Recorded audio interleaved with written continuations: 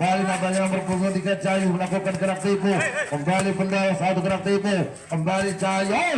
Satu penempatan bola dari Bayu sang toser. Nampaknya sulit terbaca. Dari poin 13-7. Nomor punggung 7 Jali lakukan servis terima bagus oleh Penagum, lepaskan smash keras. Nampaknya bloker yang cukup rapat. 1, 2, 3. Kembali nampaknya Pendol mencoba satu gerak tipu. Kembali Cayu. Kembali nomor punggung 5 Aditya, smash keras.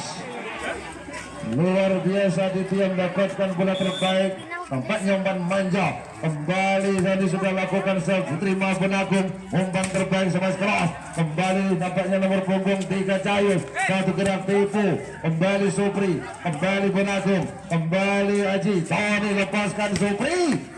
Luar biasa Supri, pemain